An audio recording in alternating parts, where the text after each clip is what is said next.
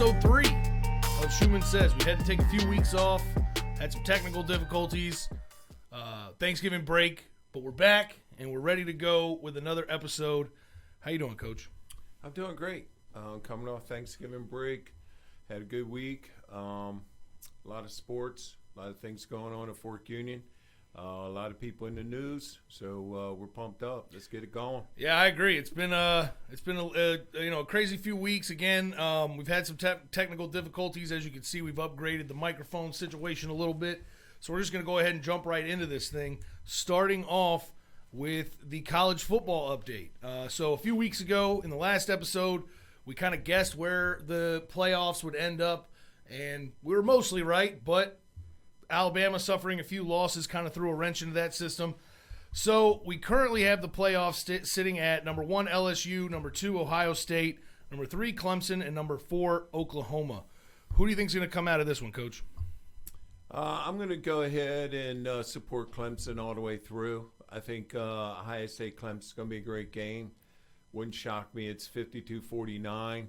But, we got Matthew McMahon on the Clemson squad, and it's going to be nice to watch the playoffs and see. That's the only former player we got out there in the playoffs, so we got to support him and see if Clemson can pull it off.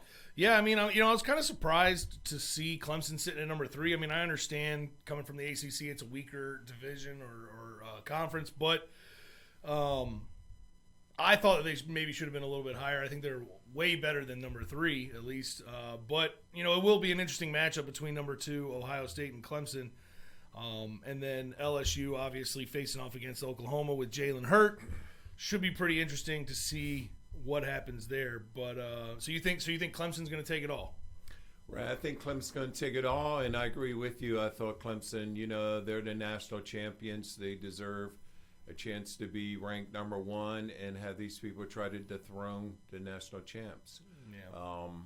Even though Dabo, I got tired of Dabo's press conferences and his sparring back and forth with everybody. But, I think Clemson deserves a good shot. But Ohio State is wicked now. The way they've been beating the crap out of people. Same way with Ohio State basketball, man. They've been killing people. So, hey, let's have the Ohio State Clemson first round. Let's check it out and see who wins, and then move on. Now, LSU's pretty good too. Got to give my man credit. True. LSU, again, the thing I think that LSU and Clemson have in common is just, speed, first of all. But, yeah, it should be pretty interesting to see how this all winds out. I think Jalen Hurt might surprise some people out of Oklahoma.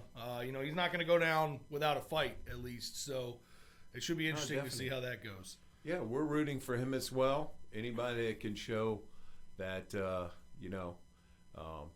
you might be able to fail, you might be able to someone be put over you, and you come in, you win a game, a playoff game, and to get them in the championship, and then graduate and go off and pull Oklahoma together and get them in the playoffs. So, yeah, it's going to – I think that's a better scenario than having Nick Saban in there with Alabama again. The same old. We got Oklahoma in there with a Alabama transfer. We got LSU in there with a Ohio State transfer, I do believe. Mm-hmm. I think 3 out of the 4 playoff teams have transfer quarterbacks. So, good. Good for the transfer world and good for college football. Yeah, I agree. And that portal is being overrun here by a lot of transfers. It is definitely being used quite frequently. And it's weird because you'll see stories where the NCAA will deny a player for whatever reason, but it always seems that the quarterbacks have no trouble. Quarterbacks have a free express lane. Just easy move pass, anywhere you man. want. Yeah. And Play wherever you want. And I think Jalen Hurts been in the playoffs for all 4 years. He's been in college. 5 years. Yeah. So he's been there before, and it's going to be interesting to see if he can lead Oklahoma to a little bit of an upset there. In other news, we have some obviously the ties with Fork Union and Virginia Tech are well known and well established. So we have some coaching changes over there. Why don't you tell us about that, Coach? Yeah, their DB coach got released, which I didn't know much about. I know he came from West Virginia and looked like they were pretty solid at DB with Caleb Farley and couple of the young kids. But, you hire a new defense coordinator. I guess you got to let him bring in his contacts and bring in his people to get that defensive going. I thought Charlie Wiles would be released. That did not shock me because he's a Bud Foster guy and supported Bud for 26 years there on the defensive line. So that didn't really bother me. On the offense, on Burden, one of our guys, kind of bothered me a little bit. I thought, Zon needed an extra shot there to keep it going, keep our ties going, keep 757 going. National known recruiter. But, it's college football. I talked to him Sunday when I heard the news. He said, hey, I'm ready. I'm ready to move on and find another job. So he's confident, and we feel he'll bounce back with no problem. Yeah, I don't think he'll have any trouble finding a job. I went to school with Zahn. He's a Fork Union legend around here. We love the guy. So I don't foresee him having any problems finding a job out there. He's did a great job, like you said, recruiting the 757 area, which is a gold mine for players. If you're looking for that quick speed coming out of the beach, he's a guy that can get those dudes for you. So I don't think you'll have any problems finding a job. But what do you think about the new hires? Good, bad, indifferent? Oh yeah, the Arkansas hire's perfect. I thought Sam Pittman deserved a hire with Arkansas, and I wish we could some way either send him a note or find a way to contact these new people. Memphis, I don't know why people are using Memphis as their launching pad. Doesn't seem like it really pans out to me. So our Memphis coach is going to Florida State, see what he can do. He's bringing in new blood and stuff like that. I like the hire with South Florida, the Clemson offensive coordinator going down there. Receiver coach Jeff Scott. I like that. But I wish, South Florida, we could help them. We got great players still left here that if they will call us or email us, we can get great players out. As well as I've been when your history here and Fashawn's history here, if you make plays in high school and then come to Fork Union and make plays, you're going to make plays in college. We've seen it. We've seen it here. We got an undergraduate receiver who dominated. He made plays that was mystifying to me on the sideline to watch. So he's going to make plays in college and go on to be pro. So, if anybody that's an Arkansas fan or a South Florida fan or a Memphis fan that has a en route to these new coaches, tell them to give us a call. We still have great players left over.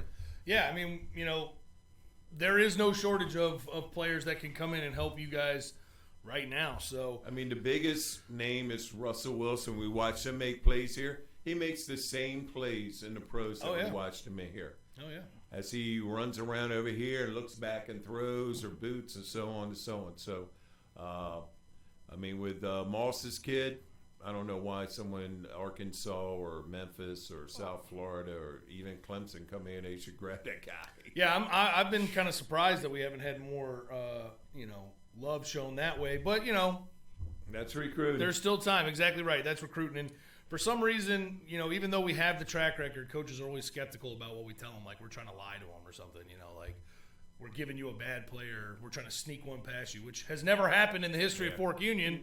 So I don't know why. Same. 1975, I was the right guard and had to go to VMI. I knew I was better than the left guard. He went to Alabama. I was hoping to go to UNC, but I took the VMI route. But to this day, I'm a better athlete than the left guard who went to Alabama. But that's the way it is. Their eyes. Some people have, eyes for their program. So we can live with it and just move on. It's a totally subjective thing. It's tough, and it's tough to sometimes convince those guys. But speaking of VMI, we mentioned them before. We got to give them another shout out. They went out in the last game and got a win versus UT Chattanooga, I believe, ending the season with 5 wins and Coach of the Year. I think you asked me about that game, and I'm pretty sure I said I was leaning VMI to win. Yeah. That they always play them hard at home, UTC. They did win that, got their 5th win. Scott Wackerheim was Southern Conference Coach of the Year. I think the quarterback and maybe the running back, Tom Haskins, was there the last game to watch him break Tommy's record. I think it was a touchdown record. So a FUMA alum there supporting VMI. But hats off to VMI. Anytime you can get 5-6 win plateau, it's a great year for VMI, and hopefully they'll recruit enough to get them up to 7 wins next year. So a big difference, a 2-win campaign or 1-win campaign a year before, now a 5-win campaign. So hats off to Scott and his staff. Keep it rolling, man. Yeah, definitely a big turnaround, Never especially. say die. Yeah, I mean, for 35 years, I think it's been 2-3 wins if you're lucky. Yeah. So Coach Wackenheim out there definitely doing something right. I mean, you take out Marshall and Army and replace them with some 1AA, Yeah. Davidson or something like that. They would be a 7-win unit. So Sure. they're probably happy. They're positive.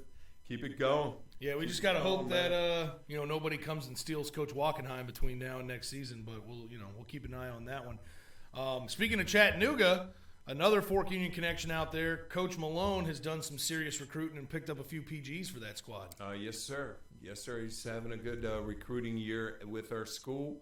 He visited 3 of our players, and he signed 2 of them.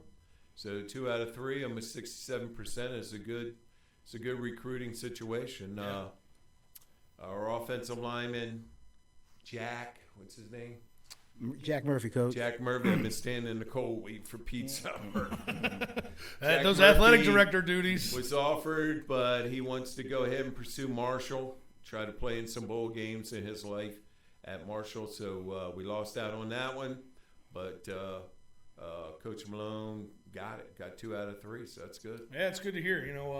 Coach Malone coached me when I was at VMI, so it's good to see he's still out there doing it and getting some, continuing the VMI, the Fork Union recruiting cycle, which is great. And we got to shout out to Sean Clark because he's now the interim head coach at Appalachian State. So nice. Probably be the head coach during the bowl game. And he's a Fork Union graduate, and he's down there at Appalachian, and they're 12-1. Almost went undefeated. So hopefully he'll do well and become a head coach at Appalachian State University. He's a graduate at Appalachian. He went down there with Dexter Coakley, and we're happy for Sean Clark. Yeah, speaking of guys in bowl games, next week if you tune in, we'll be doing kind of a recap of all the players that we have in the bowl games. It's probably going to be a substantial amount of players because it always is.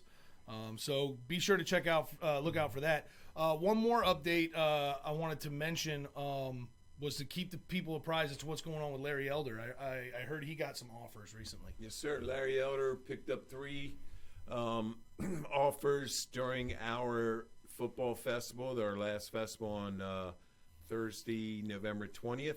Mm-hmm. And then he has picked up some more. He's visited Long Island, Brooklyn. Like that visit. Once he got back this week from the visit, he just received an offer from Norfolk State. He's trying to get down there this weekend to check the school out so that he can make an early decision and get ready to enroll second semester somewhere. Our administration brought Larry back to keep him focused, keeping out of trouble over there in Richmond. So he's working here. He's lifting. He's mentoring our cadets and helping us in the business office and being just a Johnny-on-the-spot type of guy. So Larry's been here since the 6th grade, and we're still trying to get him done, and get him in a good spot. So hats off to Larry and everybody that's recruiting. Exactly. I mean, he pretty much embodies the Fork Union mission that we are looking for. Again, if this is your first episode watching, you don't know anything about him, hop back on one of the earlier episodes. We talk about him and give you a full kind of rundown as to what's going on with him. But like Coach said, been here since the 6th grade. And finally now is done with his PG year, and we again hope all the success for him. So it's great to see that he's finally getting some of that love from the recruiting at the college level. Shifting gears here a little bit, we're going to jump into some NFL news. A lot going on in the NFL world recently, but as a Washington sports fan, the first thing I want to talk about is the Cowboys, because they are kind of, in my mind, habitually overrated, but that's, just being a fan of the Redskins. Is Jason Garrett going to survive this season, Coach, or what?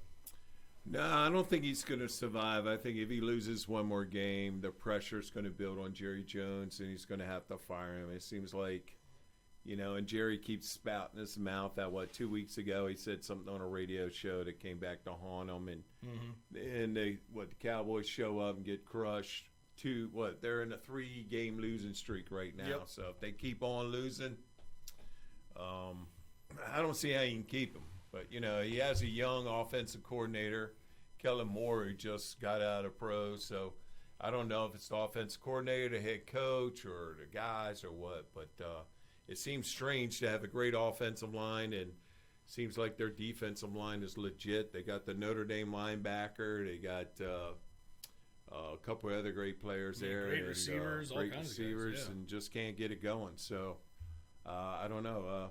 Hopefully Jason Garrett will turn it around and get into playoffs, because 2 wins will get them into playoffs. 3 wins will get the Eagles into playoffs. I don't think there's enough games left to get the DC guys. No, definitely not. Now, if they had won versus Green Bay, there might have been a scenario in which they could have gotten in. But I don't. I want the Redskins to lose all their games at this point. I want a good draft pick for them. And it's just funny to watch.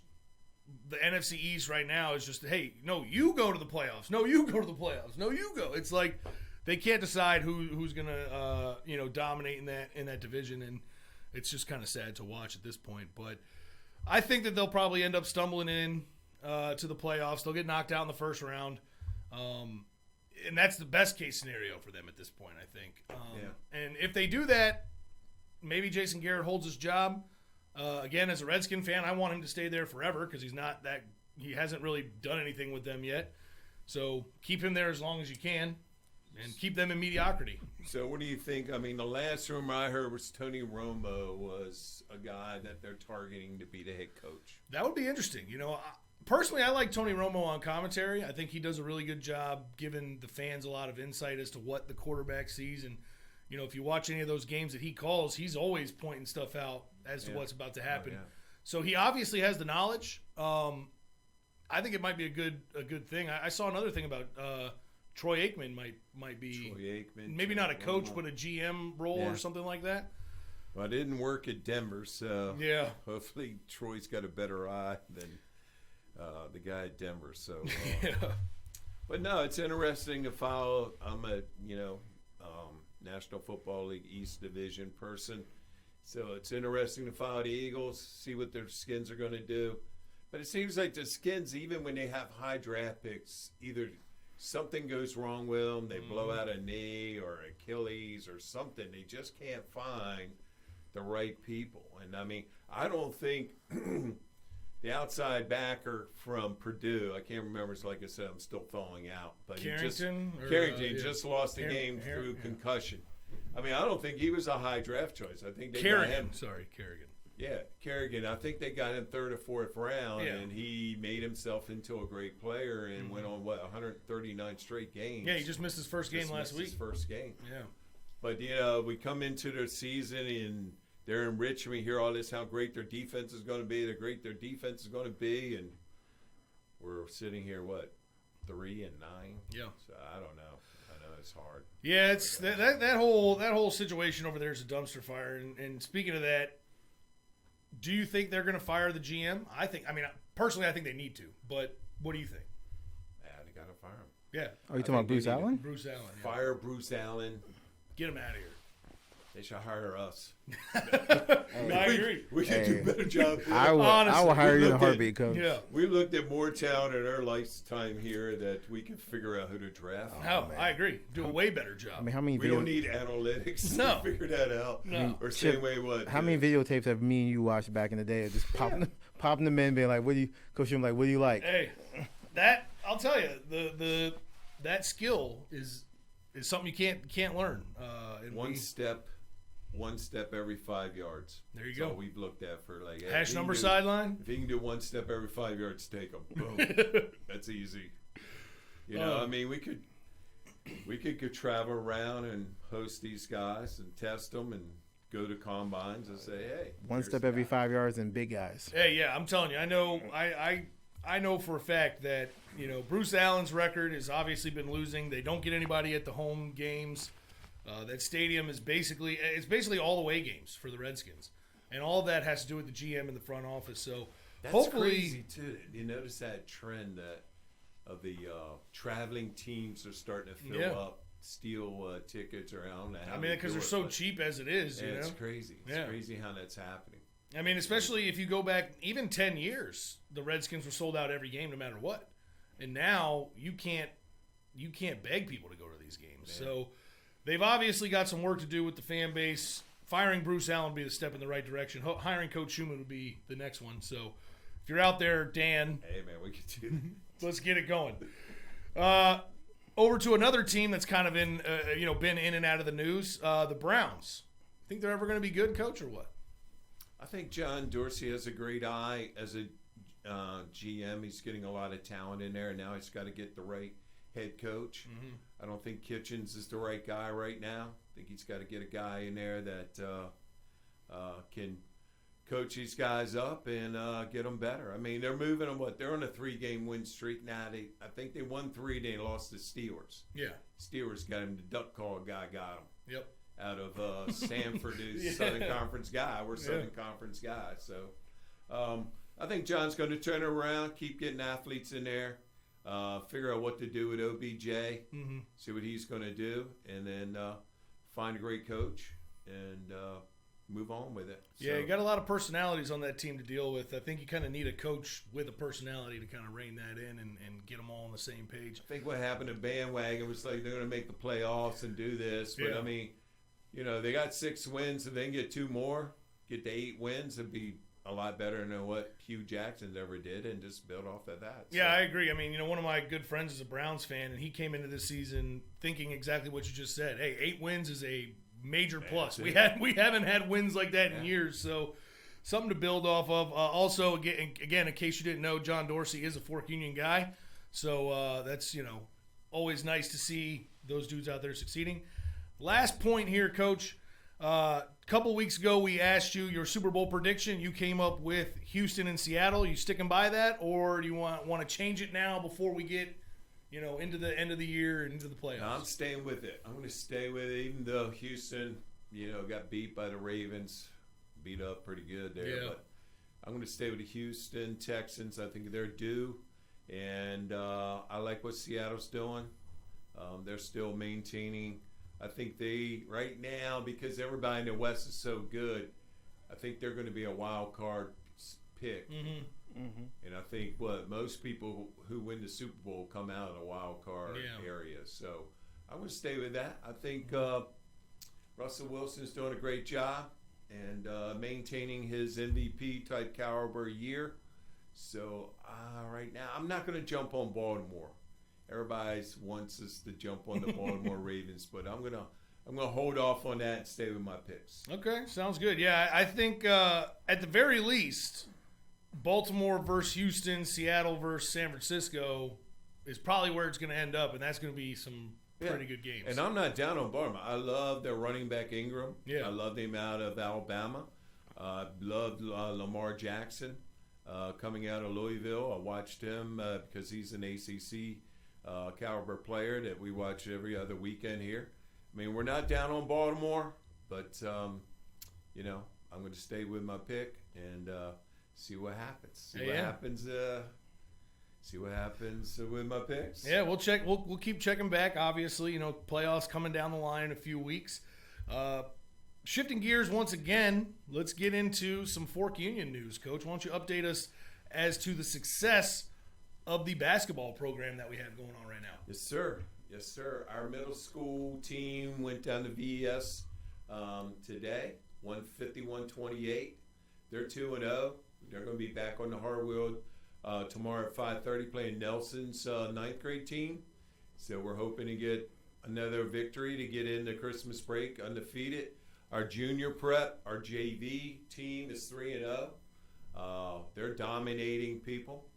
Our prep team is moving in the right direction. They just beat Christ Church down at Christ Church in a hostile environment.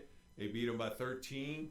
Collegiate just beat Christ Church by 11, so it's given us, we're right now, I think we're even with Collegiate when we play them, so it's going to be nip and tuck with them when we get into conference play. But I think we're moving in a great direction with our high school basketball. And PGs are doing well. They're 9-3. Oh, nice. Just had a great game Monday against Richard Bland. Dominated them.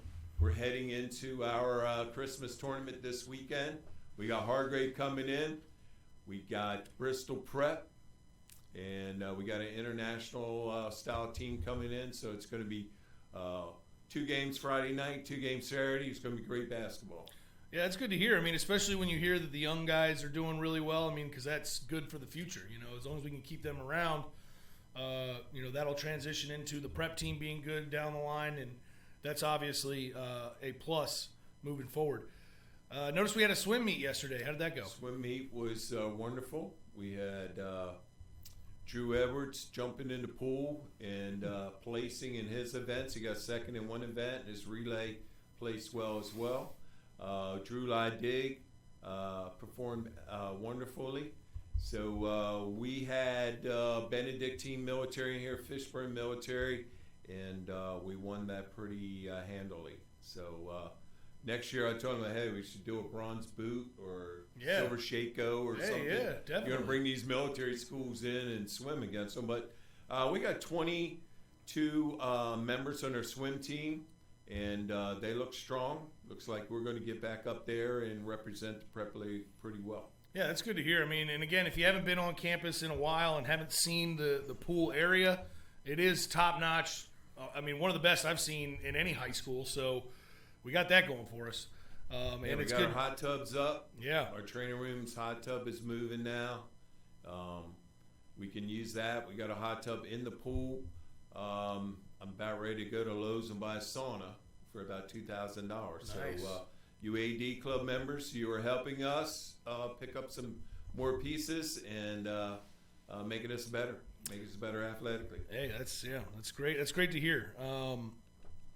Actually, right now we have an indoor track meet going on. Yep. So how's that going to be going? I know you've noticed we you've been got watching an that. 8-team indoor track meet going. Looks like our jumpers are having a great day. Our sprinters are having a great day. It will not shock me that we dominate this meet and win probably by 40 to 50 points. So nice.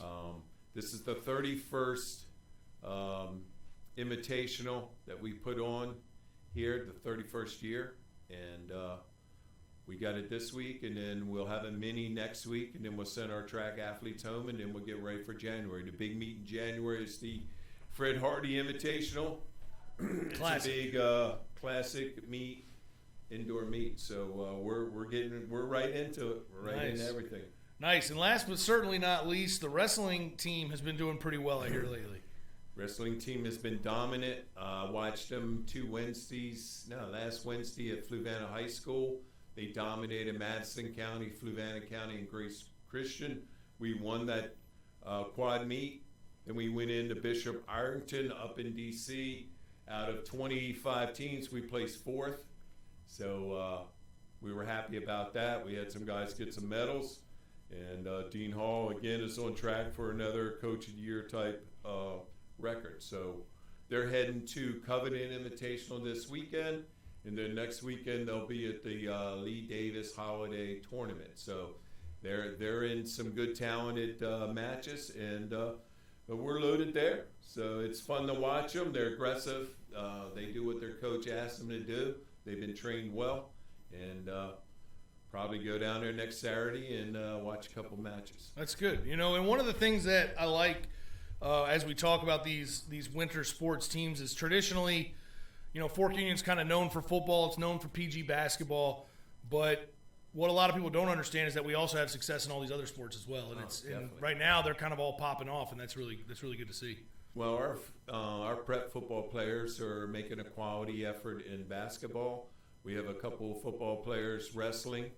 Austin Fogg is ranked 3rd in the state. He was inside linebacker for the prep team. Mm-hmm. We got a couple of guys. I think we just grabbed a guy out of weight room.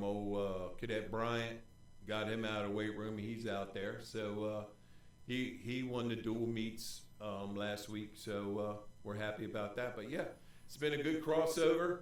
Of our football started, got our spirit up, and now winners taking it on. The wave is on. That's good to hear, man. It's very good. So the last segment, as always, we're going to jump into talking about one of our classes from the past. And this year, we wanted to focus on one with some players you may have heard of. You know, we've done some of the older classes. They're great, and we're going to continue to do that as well. But this week, we wanted to highlight the class of 2012, which is actually a team that I coached with you. So I know I can actually chime in on this one and add a little bit of insight as well. But what can you tell us about the class of 2012, Coach? Class 2012 was loaded with talent. We had a lot of guys, too. And we performed quite well. We lost to Hargrave 12-10 on a last-second score, but overall, I think we were 9-1, weren't we? We need to go down the roster and say a few things. First of all, Charles Argenzio unfortunately passed away working with Florida State. He was an intern, and I've been really sad about that for the last 5 weeks. I got a call from Sam Parker, who's a Citadel graduate, who said he was at the Florida State-Wake Forest game, and there was a moment of silence for Charles, and I'm telling you, we're still Charles, we were blessed to have you on our roster and on our team, and we think about you and your family every day. So that was a shock. Jolted us pretty good. Also in 2012, we had Jonathan McLaughlin. We had Joshua McPherson. Sam Parker already mentioned James Rentz, who came in and did a great job. They went up to Sacred Heart. Max Valles, who was a pretty good player from UVA. He spent a few years in the pros, so he's probably a rich man somewhere. We had Angelo Jean-Louis, who was a signee out of Miami, went to Marshall. We had Steve Manders, who went to Iowa and now is a professional wrestler. So we watch him. I think he changed his name to, a stage name. So keep on going. That's good to hear. We had Jabari Garvin, who's a good player. Went out to that Colorado school that's like I said, I'm still trying to thaw out. We had Randall Anderson, who came down from Delaware and then headed off to East Carolina. We had Nelson Harris, who has contacted me about helping him get a GA job. So, Nelson, we haven't forgot you. We're going to try to get you done. We had Trevor Jamakowicz out of Buffalo area. We love the Buffalo guys, and he went down to UTC. There's a lot of crazy stories that we can talk to you about Trevor's ordeal down at UTC. His first semester he slept on the floor at a Catholic church because they didn't have enough room in the dorms for him. And then once the coaching staff found out, they made way for him to find an apartment and stuff. So it was pretty cool. We had Derek Rivers, who's with on the Patriots right now, but he's on injury reserve. So we had a pretty good, with Valles, Rivers coming off the edge, and a couple other guys. It was a loaded bunch. So. Yeah, I mean that was I feel like that string of 4 years was always stacked. Now, partially because I was helping with the recruiting, obviously. But That's right. For talent. We should take it over. I remember last year your brother on your brother's podcast. He got on the Washington station. He was trying to predict and tell them what they should do. Yeah. Yeah. It's Alex's birthday, a couple of days ago? His birthday was yesterday. Yeah, that's shout out to Alex, my Probably brother. the wildest guy we had was Austin Bray, whose brother I think is still a pro. Austin Bray was I remember that guy. pretty wild quarterback from the Bray family. And then we had Michael Ezekiel.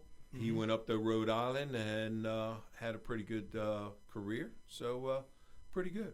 So what were some of the other games that we played? I mean, I know, again, we played Hargrave twice, and again, you're looking at the schedule, so you obviously have the correct answer. We lost one. We won one. What were some of the other games we played there? Just keep talking. Well, first I want to apologize because me and Chip were definitely wrong. Yeah, we were thinking of another class, but we're getting old too. We're allowed to make mistakes. Yeah. You might have baby faces, but trust me, we are old. We started out with Bethany College. You don't remember that game? Not really. We drove all the way up to this slither of West Virginia. Yeah. And we were out. We had to share, or we were side by side in the locker rooms.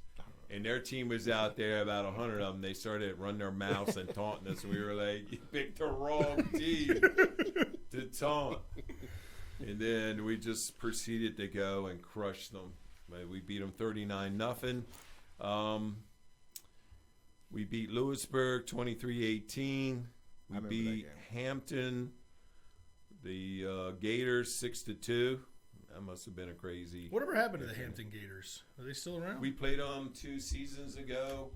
Then they folded, and then the head coach went up to Jersey Coast, and something happened up there this year, and they couldn't play us. Oh man! We beat Jyree Prep 36-9, St. Francis 27-20, Eastern Kentucky 14-12, Gray Military 36-3. That was the Hurricane Bowl. Hurricane was moving in. Everybody was saying, don't play, don't play, don't play. We said, no, we're playing. It was kind of like hovering over top of us while we beat the crap out of Gray Military.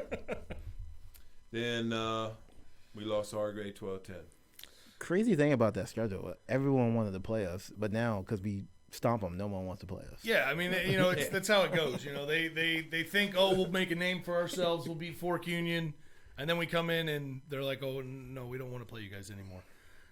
But, yeah, I mean, that's, again, the theme, especially with whenever we talk about all these old teams, is not just the success they have here, which is obvious, but the success that they have beyond Fork Union. And, again, we had a few guys make it to the pros, other guys make it in other professions. I think you said we had a professional wrestler. Like that's pretty. That's Cool. pretty Manders, cool. yeah. That's pretty. That's cool. pretty Went to awesome. Iowa, played H-back and fullback at Iowa. Left there, graduated, and now he is, I think he's out in Iowa in one of those WWEs or AFWEs or something like that. Yeah, one of those independents. Maybe. Just flipping the page, what's interesting on the 2012 prep football schedule, that year was our ESPN game against Hermitage, and yes. that was Hackenberg's senior year. We lost that, but then we went on 6-game win streak. We beat Georgetown Prep, Goochland, Powhatan, Christchurch, Valley Forge, St. Chris. We lost to LCA 36-33. Then we won 4 more in a row. Yeah, that was a pretty crazy year. cool. I remember that ESPN game pretty vividly, and watching those guys from Hermitage walk out of the stadium, and I was like, oh my gosh, we might have bitten off more than we could chew here. Because those dudes were bigger than us without pads on, so that was an interesting time. But yeah, like you said, Hackenberg did a great job that year of bouncing back after that loss. I mean, again, anytime you lose a game on national TV as a high schooler, when you don't have very many national TV games, if any, that could cause you to crumble. And he bounced back from that pretty well. I think 2012 on us was the Hog John Power year. That was the whole John Power year. Yeah, so. Which we just saw Hogg the other day out at the Combine. Nathaniel Hogg is at Widener University. Had a pretty good year directing their offense. John Power led his high school to the first round of playoffs. And we just sent Coach Frank Arrett up there to his college day last Thursday. So it's been pretty good. Coach, how many teams has Power rebuilt? Like that, like teams that he's come in and built up a lot of teams up in that area. 3 sets. Yeah. Yeah. Once again, another Fork Union guy who's good at recruiting. Hey, that's the key. I mean, you may have seen the underlying theme here this episode. Fork Union produces coaches that know how to evaluate talent. And John sends us players who he knows will produce. Right. Yes. So he sent us, pretty good linebacker one year that went to Syracuse. Played in the league for a little bit. Played in the league for 2 years. Then he sent us that big defensive end that we travel up there with Patrick McDowell. And Patrick said, I'm going to go up at 4 o'clock in the morning and go see this guy. He's leaving a track at 6 a.m. or something. I said, well, how tall is he? I'm laying in bed looking like, how tall is this guy? He said he's 6'5", about 255. I said, hey, man, I don't need to go. So, no, he's big. Big Joshua. Good enough for me. Nice, man. He was just elevated to the regular squad with Green Bay last weekend. So, hopefully he got some playing time. And, his career hopefully is off and running, man. That's good to hear. So before we wrap up here, I did, you wanted me to remind you of Linden Stephens. What can you tell us about that guy, Coach? Linden Stephens, another wonderful player. Played here at Fort Union, made plays, went off to Cincinnati, had a 4-year career, all conference in the American League, and then got in some postseason bowls, and ended up being a free agent with the Saints for a while. Then he went to Denver, and now he's just picked up with Miami Dolphins, signed a 2-year deal, and he's on their regular squad. So we're happy about Linden, been a good guy. Hey, that sounds like, the motto is grind now, shine later. It sounds like he's living it. He was living it. He's grinding it. He's always texts me or sends me messages, and it's been a very, very good relationship on and off the field. Awesome. And again, last thing we want to do before we sign off is once again talk about the AD Club. We've had a few members join since we last were on, and we want to make sure that we give them their proper respects, because we do love everybody that helps us out and joins the AD Club. The newest member we have, most recent, is Angela Hensley. Yes, Shannon's been putting her podcast out to the parents, our Parents Association, and I think Angela listened to our last one and sent her donation in, and we're excited about that. We are growing with our parents. I think that's our 15th parent that has joined the AD Club, and is allowing us to get better every day and do things well. So hats off to Angela, and thank you for your contribution. Yeah, we really do appreciate it. And again, like we said, the AD Club is not just for former players, not just for alumni, not just for people who were here. If you have any connection to the school or just want to help out, join the AD Club. Again, link in the description. Make sure you check it out. The money does help, and we don't ask for a lot, but it does go a long way, and we do appreciate everything that we get. And once again, if you do sign up for the AD Club, we'll shout you out on the next podcast. Make sure that, and again, if you want a shirt or something, we can shoot you a shirt. Or if you just want to come by and say, hey, we are hoping that you'll come by and hang out with us a little bit. If you notice, I'm wearing a new Cage jacket that nobody recognized today.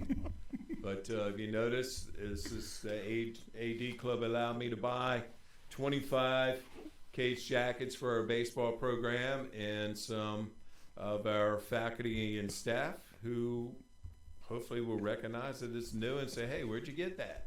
Like, it's in the box. I'll give you one. I'm really hoping I noticed it enough today, Coach, I can get one. Walk through the mess hall, no one even noticed it. Shout out to Becca Stinson, who's the only person. Hey, man, where'd you get that new thing? I'll tell you what, I got to say, the gear that you've been ordering has been top notch. We've definitely stepped it up a notch in terms of our... Like that hat you got on. Yeah, this nice hat I'm wearing, that Cage jacket. When I was hired, I told our business people we're going to look good and we're going to eat good. So, hey, I think both of those are checked. You were out there waiting on the pizzas. So Yeah. I think we checked both those boxes. 5 pizzas and 1 fish sandwich, because we have a cadet who only eats fish. I'm like, you sure? You don't want a pizza? I like it. I was like, what are you doing Tuesday, Wednesday, and Thursday when there's no fish in the mess hall? Sardines in your room? Hey, I guess if the food's being ordered and he can put an order in, I guess that's what he's going to do. Man. Fish sandwich all day. Fish sandwich. Oh, man. Well, that's pretty much it. That's pretty much all we have for this episode. Again, thanks for watching. Please be sure to subscribe to the YouTube channel if you're enjoying the content. Make sure you check out the website for the AD Club for the upcoming schedule. And as always... and we should have an announcement in the next 24 hours about who made All-State. I hear 3 of our prep guys that made All-State, and a couple of guys were honorable mention. So nice. Yeah, so go ahead and follow us on social media. We've got Facebook, we've got Twitter, we've got it all. Put the links in the description for all that stuff, so that way you guys can check that out and keep up with us in a more timely manner than just a once-a-week podcast. But we'll be back again next week with more Shuman Says. Thanks for hanging out.